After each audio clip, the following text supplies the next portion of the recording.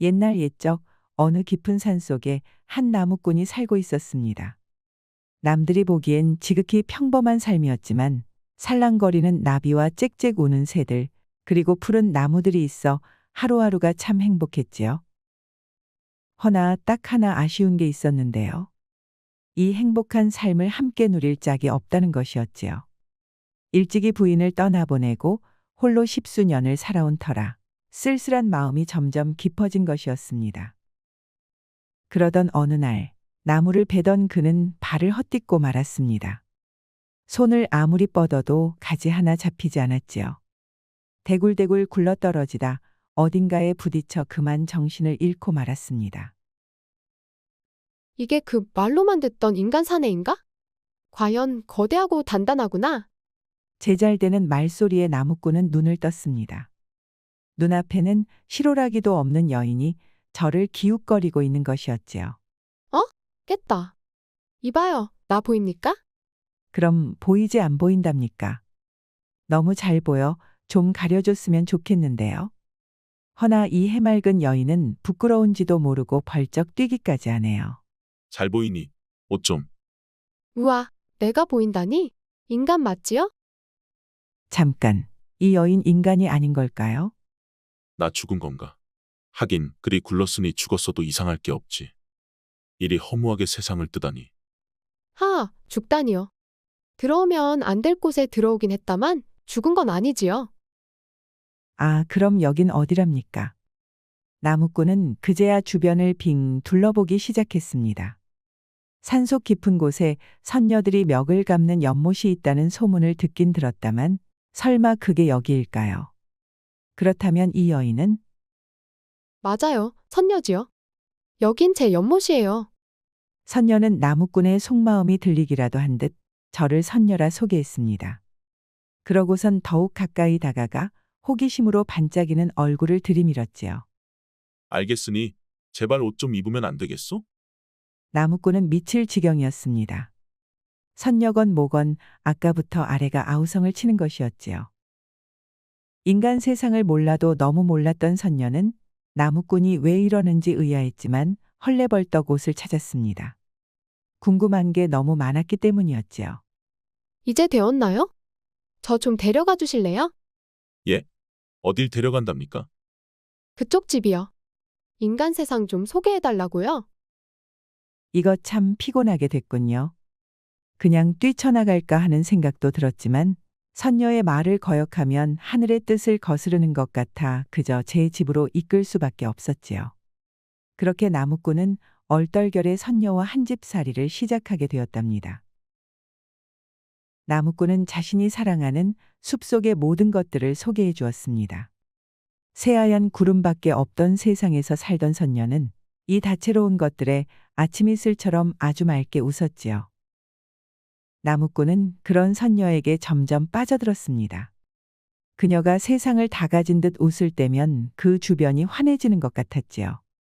처음엔 억지로 소개해 줬다면 이젠 선녀가 웃는 걸 보고 싶어 제가 더 열심이었답니다. 선녀도 매일이 행복이었습니다. 얼마나 신기하겠습니까?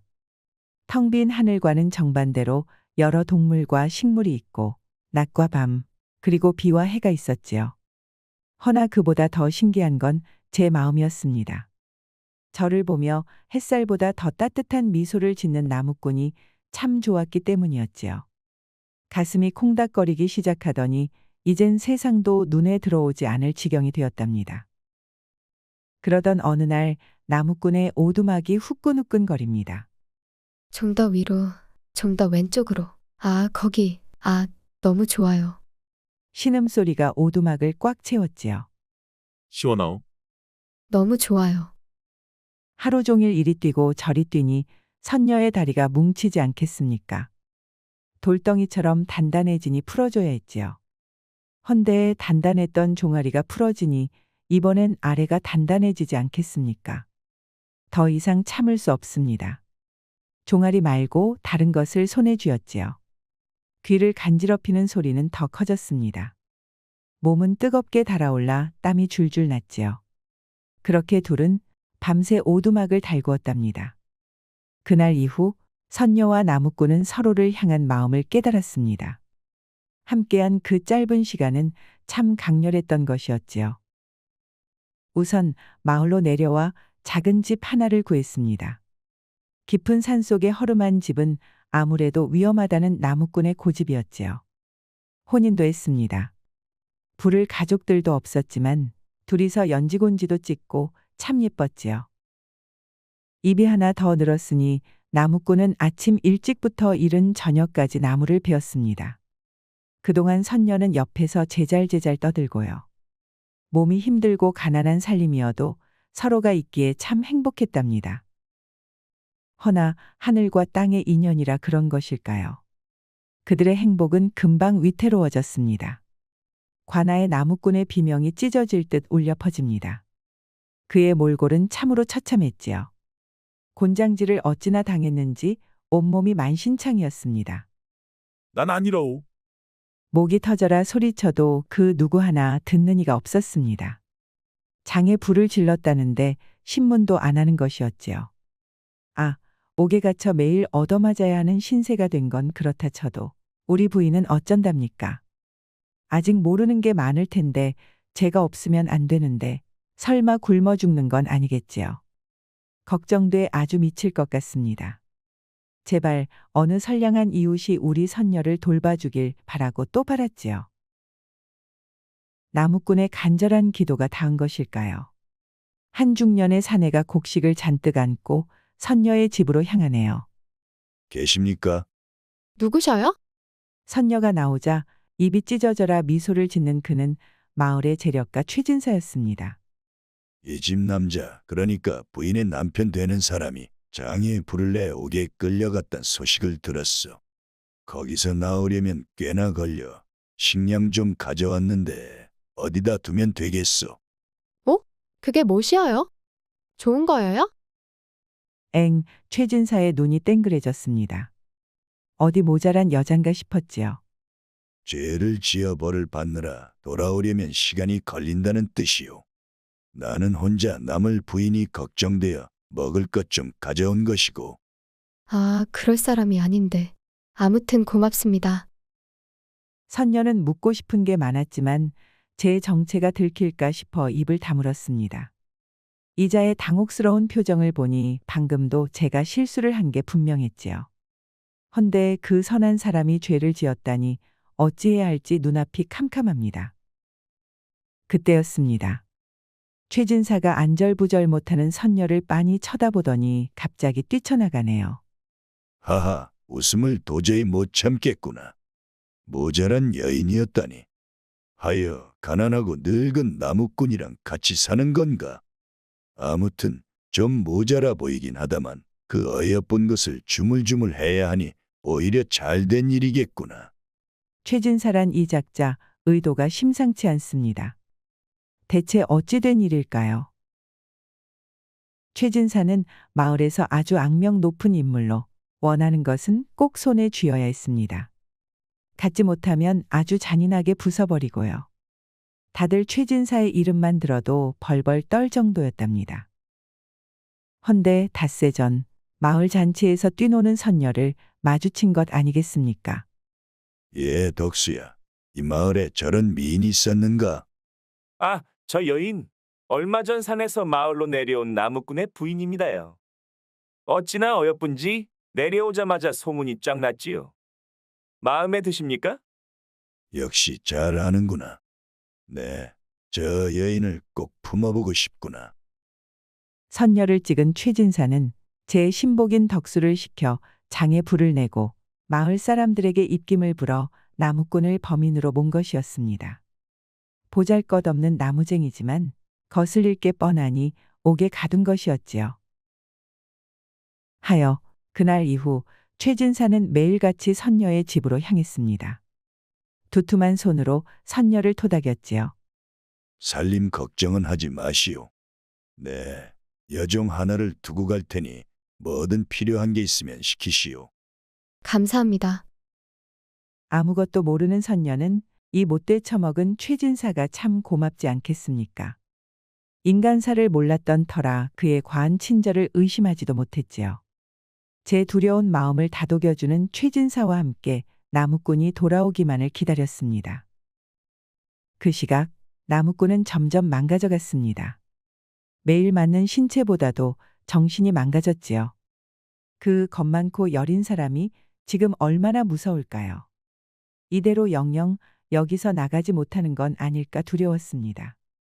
숨이 꽉 막히는 답답함과 목을 조여오는 죄책감에 머리를 박고 또 박아 벽은 핏자국과 눈물자국 투성이었지요. 매일을 울다 지쳐 잠에 들었습니다. 그러던 어느 날 최진사가 평소보다 더 신나 보입니다. 술 한잔 하시오.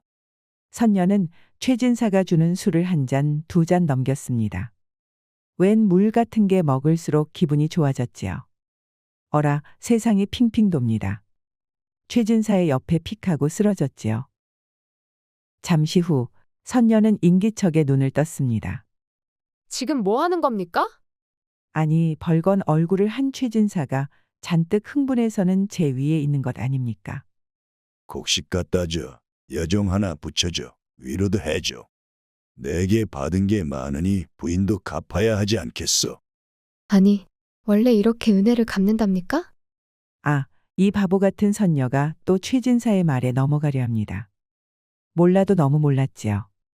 돈도 곡식도 없는데 그럼 뭘로 은혜를 갚을 것이오? 다들 자기가 가진 것으로 은혜를 갚는다오. 부인은 어여쁘니 이걸로 갚으면 되지요. 선녀가 주춤하자 최진사는 멍청한 것 잘 걸렸다 생각하며 쏘아붙였습니다. 그런 와중에도 조물조물 봉긋한 것을 손에 쥐고요. 선녀는 고개를 끄덕였습니다. 고마운 사람임은 분명했기에 안 그래도 보답을 하고 싶었지요. 이 친절한 자가 제게 거짓말을 할 리는 없지 않겠습니까? 자, 그럼 시작해 봅시다. 둘이 한 몸이 되려던 그때 선녀는 방문 틈 사이로 여종과 눈이 마주쳤습니다. 여종은 손을 휘젓고 있었지요. 하지 마셔요. 뻐끔대면서요. 잠깐, 이건 아닌 것 같아요. 다른 걸로 갚을게요. 선녀는 두 팔로 밀치고 빠져나오려 하였습니다.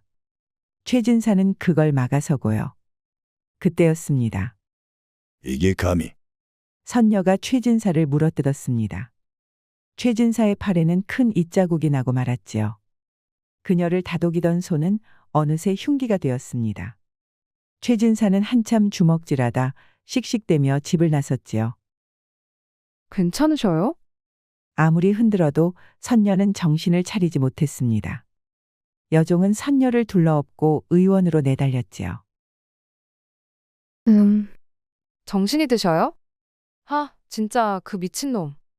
이젠 임자 있는 사람까지 넘보다니. 정신 나간 거 아니에요? 여종은 그간 최진사에게 쌓인 게 많은 듯 욕을 한 사발 하기 시작했습니다. 그러고선 최진사가 머슴을 시켜 장에 불을 낸 것, 나무꾼에게 누명을 씌운 것, 그리고 선녀에게 뭘 원하는지까지 죄다 털어놓았지요. 그놈, 진짜 위험한 놈이에요. 일이 이렇게 됐으니 이제 어떡해요. 선녀는 분노로 얼굴이 벌겋게 달아올랐습니다. 제가 속았다니요. 또 저 때문에 그 착하디 착한 사람이 옥에 갇혔다니요. 꽉 쥔 두 손은 벌벌 떨렸습니다. 그날 이후 여종과 선녀는 친한 친구가 되었습니다. 그간 멸시만 받아왔던 여종은 처음으로 저를 존중해 준 선녀가 참 좋았지요. 그래서 최진사에게 범해질 위기에서도 그녀를 구했던 것이었고요. 선녀도 제 편인 여종이 생기니 얼마나 다행입니까? 말은 또 어찌나 많은지 절로 인간사에 대해 알게 되었지요. 그러다 보니 지금 나무꾼이 얼마나 괴로운 나날을 보내고 있을지도 알게 되었습니다. 눈에 불을 켜고 저를 찾고 있는 최진사를 여종의 도움으로 피하고 하루 종일 나무꾼을 꺼낼 묘한만을 생각했지요. 며칠이 지나고 선녀는 뭔가 결심한 듯 눈에 힘을 빡 주고 어딘가로 향합니다. 진정 그리해야겠어. 미안해. 그동안 고마웠고. 나 때문에 절이 된 거라 차마 그냥 못 두겠어. 선녀는 관하로 들어가 제가 장에 불을 질렀다고 자수했습니다. 증자도 직접 조작했지요. 사또는 의아했지만 귀찮기도 하고 증자도 있겠다. 그간 나무꾼이 제 죄를 완강히 부인하기도 했기에 선녀의 자수를 받아들였지요. 아이고, 증인들이 많길래 신문도 없이 형을 내렸었는데 조금 미안해지네요. 그치만 별 수 있나요? 지금이라도 어서 놓아주지요. 뭐. 그렇게 선녀는 나무꾼 대신 옥에 갇히고 말았습니다. 한편 아무것도 모르는 나무꾼은 신이나 집으로 달려오지 않겠습니까? 헌데 선녀는 어디 가고 웬 작은 처녀 하나가 저를 반겼지요. 오셨군요. 그녀의 입에서 나온 말들은 가히 충격적이었습니다. 최진사의 직과 선녀의 자수. 옥에 있을 때보다 더 혼란스러웠지요. 그리고 연못이라 하면 알 거라고 하더군요. 연못 왼편에 가장 키가 큰 나무 쪽으로 10발자국 걸으면 숨겨진 오두막이 나타난답니다. 다른 사람 눈에 보이지 않으니 최진사의 눈을 피해 거기서 지내라 하더군요. 부인이 없으면 난 사는 게 사는 것이 아닌데 어찌 그리 바보 같은 짓을. 다시 관아로 달렸습니다. 제가 불을 질렀다고 했지요. 허나 관아를 난잡하게 만든다고 쫓겨날 뿐이었습니다. 이미 선녀가 증자를 낸 터라 빼낼 수가 없었지요.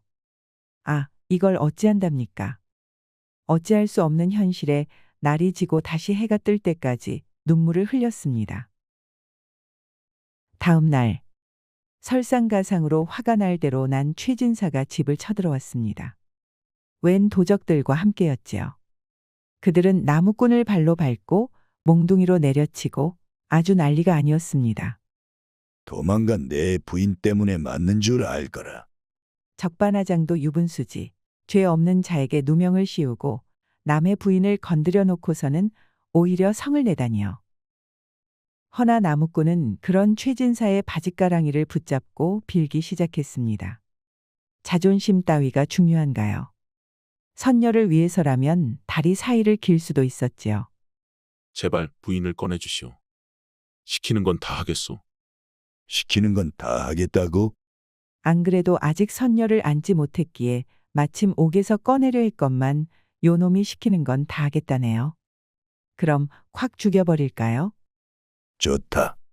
그 대가는 만만치 않을 거다.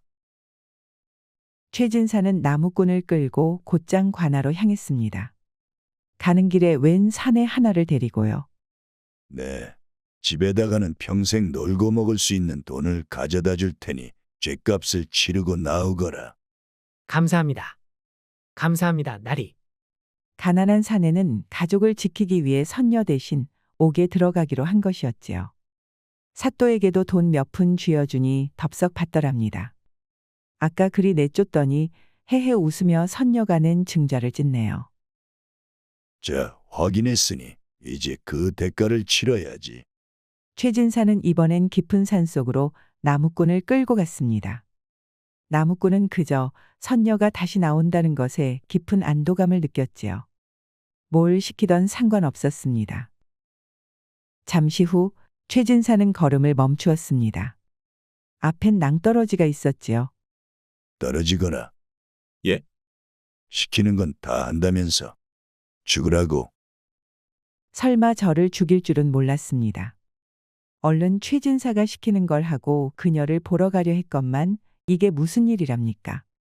지금 안 떨어지면 내 부인은 이번엔 옥에 들어가는 것으로 그치지 않을 것이다. 너가 죽을래? 부인을 죽일래? 나무꾼은 멍한 얼굴로 털썩 주저앉았습니다. 옥살이를 할 때에도 그녀를 혼자 둔 것이 죄스러워 매일을 울었지요. 이제서야 그녀 옆에서 맘껏 사랑을 주려는데 그녀를 두고 세상을 뜨라니요. 앞에 서 있는 이 자를 이길 자신이 없습니다. 진정 제가 죽어야 그녀가 살 수 있겠지요. 떠난 자보다 남겨질 자가 더 힘들 걸 알기에 너무너무 미안해 가슴이 찢어질 것 같지만 제가 죽지 않으면 그녀가 죽으니 이 방법밖엔 없습니다. 제발 나를 잊고 아니 좋은 추억으로만 남기고 다시 하늘로 올라가 행복하게 살아가길. 그렇게 나무꾼은 터벅터벅 걸어가 절벽으로 몸을 던졌습니다. 그날 밤 나무꾼이 발을 헛디뎌 낭떠러지로 굴러떨어졌다는 소문은 빠르게 퍼졌습니다. 이 소문 역시 최진사의 계획이었지요. 최진사는 나무꾼도 처리했겠다. 얼른 관아에서 선녀가 나오기만을 기다렸습니다. 다음 날 옥에서 나온 선녀는 얼른 집으로 뛰었습니다. 저를 기다리고 있는 여종을 와락 안았지요. 헌데 여종의 표정이 왜 이리 어두운 것일까요? 여종에게 그동안 있었던 일을 들은 선녀는 멍한 얼굴을 하고 눈물을 투둑투둑 흘렸습니다. 최진사의 지신 게 분명해. 이걸 어쩌면 좋아. 나 이제 그 사람 볼 수 없는 거야? 마지막 인사도 못했잖아. 혼자서 얼마나 무서웠을까? 다 나 때문이야. 내가 그놈이랑 잤으면 이런 일도 없었겠지. 아니, 내가 이곳에 오지만 않았어도. 나 이제 어떡해? 살려줘. 아니, 나도 죽여줘. 나도 그 사람한테 가게 빨리 죽여줘. 선녀는 한참을 쏟아내다 쓰러지듯 잠에 들었습니다. 여종은 그녀를 방에 눕히고 손을 꽉 잡아주었지요. 잠시 후 올 것이 왔습니다. 최진사였지요. 너는 나가 있거라. 방금 잠에 드셨습니다. 나중에 다시 찾아오시는 게. 지금 내 말에 도탄 것이냐? 아, 아닙니다, 나리. 나가겠습니다. 여종은 이 잔인한 자와 선녀를 한 방에 두고 싶지 않았지만 어쩔 수 없었습니다. 그의 눈에서 내뿜는 살기에 온몸이 얼어붙을 정도였지요. 밖에서 발만 동동 구를 뿐이었습니다. 최진사는 지쳐 잠든 선녀를 쓰다듬었습니다. 눈밑이 빨간 것이 어찌나 야릇한지 당장 깨워야 했지요. 두툼한 손길의 선녀는 눈을 떴습니다. 그토록 죽이고 싶은 자가 눈앞에 있네요. 허나 아직은 때가 아니었습니다. 오늘은 정말 몸이 안 좋아요. 내일 다시 오시면 그땐 이전처럼 도망치지 않을게요. 내가 그 말을 어찌 믿느냐? 못 믿겠으면 함께 나리의 집으로 가시지요. 최진사는 음흉한 미소를 지으며 선녀를 둘러엎고 제 집으로 향했습니다. 드디어 내일 일을 치른다는 생각에 터질 듯 부풀었지요.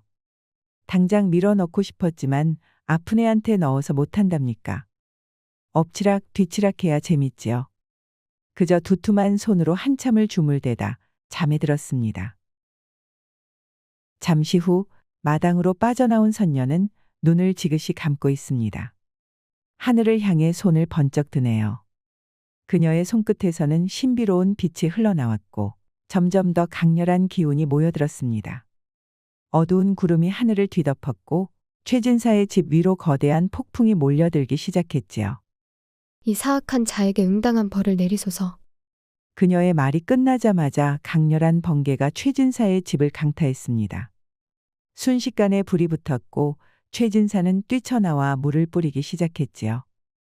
아, 최진사가 쌓아둔 재산이 모두 불타고 있습니다. 얼마나 절망적일까요? 그는 세상을 잃은 듯 주저앉았지요. 허나 아직 끝이 아닙니다. 선녀는 또 한 번 손을 번쩍 들었지요.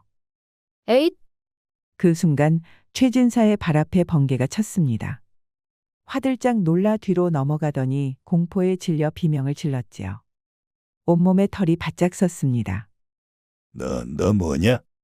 떨리는 목소리로 묻는 그때 또 한 번 번개가 칩니다. 최진사가 바지를 노랗게 적시네요. 다신 안 그러겠소. 제발 살려주시오. 그리 잔인하고 포악한 사람이 죽는 건 또 두려운지 떨리는 목소리로 애원합니다. 얼굴은 눈물 콧물 범벅이 되었지요. 허나 선녀의 분노는 가라앉지 않았습니다. 다 내가 자초한 일이다. 결국 번개는 최진사의 몸을 관통했습니다. 순식간에 그는 꺼멓게 변해버렸지요. 최진사가 죽어도 선녀의 눈은 공허했습니다. 나무꾼이 없었기 때문이지요. 미친 사람처럼 산을 오르고 또 올랐습니다. 이대로 죽게 둘 순 없어. 다시 살려야 해. 네 발 달린 짐승도 힘들 험한 길을 성큼성큼 오릅니다. 밑창이 다다라 어느덧 발에선 피가 나고 나뭇가지에 긁혀 온몸은 만신창이네요. 선녀는 멈추지 않았습니다. 시간이 너무 흘러버리면 나무꾼을 영영 살릴 수 없을 테니까요. 아, 드디어 선녀의 걸음이 멈췄습니다. 이젠 하늘을 보고 부르짖기 시작하네요. 아바마마, 이번 한 번만 제 말을 들어주세요. 제발 저 좀 도와주세요. 제발 저 좀 살려주세요. 무릎도 꿇었습니다. 손은 발이 되도록 빌고요. 헌데 아무리 소리쳐도 옥황상제가 응답해 주시질 않네요. 나흘이 지났습니다. 무릎은 피투성이에 다리의 감각은 없어진 지 꽤 되었지요. 온몸에 물이 다 빠져나온 듯 이젠 눈물도 나오지 않았습니다. 그때였습니다. 한 줄기 빛이 선녀의 앞에 떨어졌지요. 그만 부르거라. 하늘에 있을 때도 말썽이더니 대체 무슨 일이냐? 아바마마, 인간 세상에서 한 남자를 만났어요. 먹은 게 없어 배가 골아도 매 끼니마다 제 밥그릇만 꽉 채워주던 사람이에요. 추워서 벌벌 떨면서도 이불은 다 저를 덮어주고 입김을 불어가며 제 발을 녹여주던 사람이었지요. 그런데 그 자가 절 살리겠다고 떨어져 죽어버렸어요. 선녀가 영생인 것도 몰라 죽어버린 그 사람. 목숨이 너무 아깝잖아요. 제발 그를 살려야 해요. 인간을 다시 살리는 건 해선 안 될 짓임을 잘 알고 있지 않느냐?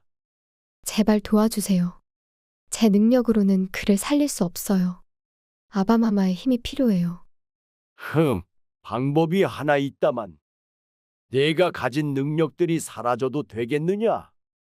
능력이 사라지면 저는 인간이 된다는 뜻이다. 젊음과 영생을 잃는 것이지. 영생을 잃는다라. 죽음이란 걸 가까이 두지 않았던 선녀는 두려움이 스쳐 지나갔습니다. 허나 그는 절 위해 그 죽음을 택한 사람 아니겠습니까? 짜피, 이젠 그가 없으면 살아갈 이유가 없었지요. 죽음도 그의 옆이라면 무섭지 않습니다. 네, 아바마마. 인간이 될 테니 그를 살려주세요. 내가 그러하다니 그를 살릴 기회를 주겠다. 그것 또한 운명이거늘. 한 줄기 빛은 잠시 번쩍하더니 사라졌습니다. 이윽고 선녀의 몸이 가루가 되어 흩어지기 시작했지요. 그 자리엔 그녀의 옷만 남았습니다. 선녀는 하늘에서 눈을 떴습니다. 이건 분명 저승으로 가는 길이야. 내게 직접 기회를 주신 거구나. 선녀는 나무꾼의 영혼을 찾고 또 찾았습니다. 아, 저기 있네요. 빠르게 흐르는 그의 영혼을 끌어당겼지요. 과연 저승으로 빨려 들어가는 힘은 대단했습니다. 손에서 벗어나려는 걸 붙잡고 또 붙잡았지요. 손톱이 다 뒤집어지고 손가락 뼈도 하나하나 어긋나기 시작했지만 절대 놓지 않을 겁니다. 꼭 살려야죠. 과연 그를 살릴 수 있을까요? 잠시 후 나무꾼의 눈이 번쩍 떠졌습니다. 저는 분명 죽었는데 여기가 바로 지옥일까요? 어라, 옆에 선녀가 누워 있습니다. 주변을 둘러보니 그 연못이네요. 부인, 이게 어찌 된 일이오? 난 분명 죽었는데. 선녀는 활짝 웃었습니다. 제가 그를 살리다니요. 제가 가진 걸 모두 잃었어도 마냥 좋았습니다. 그렇게 맘대로 죽으면 어쩐답니까? 다시 살리느라 고생했어요. 미워요. 정말. 미안. 내가 미안하오. 정말 미치도록 보고 싶었소. 나무꾼은 선녀를 끌어안고 목이 터져라 울었습니다. 제가 죽고 나서 얼마나 힘들었을까 감히 상상조차 못했지요. 안쓰럽고 미안하고 고마웠습니다. 작은 몸을 끌어안으며 제 남은 시간을 다 바쳐 그녀에게 행복만 주고 싶었지요. 그의 품에 안기니 선녀는 그간의 힘듦이 다 잊혀지는 것 같았습니다. 참 많이도 돌고 돌았지요. 아프기도 많이 아팠고요. 이젠 저를 목숨 바쳐 사랑하는 그와 함께 평생 함께할랍니다. 그렇게 둘은 갖은 고통과 시련 뒤에 마침내 행복을 찾았습니다. 선녀가 안쓰러워 옥황상제가 도운 것인지 최진사와 같은 자들은 평생 나타나지 않았지요. 서로를 아끼고 사랑하고 아이도 낳고 그저 행복만 하며 함께 늙어가다 한날 한시에 함께 세상을 떴답니다. 오늘의 이야기는 여기까지입니다. 때로는 사랑 때문에 커다란 희생을 치러야 할 수도 있지만 또 사랑은 그 모든 것을 견디고 이겨내는 힘이 될 수 있습니다. 사랑이란 단순한 감정이 아닌 끊임없는 헌신과 이해, 때로는 고통과 희생을 동반하지만 결국에는 그 모든 것을 초월하는 가장 강력한 힘 아닐까요? 끝까지 시청해주셔서 감사합니다. 오늘의 이야기가 재미있으셨다면 구독과 좋아요, 알림 설정까지 꾹 눌러주세요. 그럼 오늘도 행복하고 즐거운 시간 보내세요.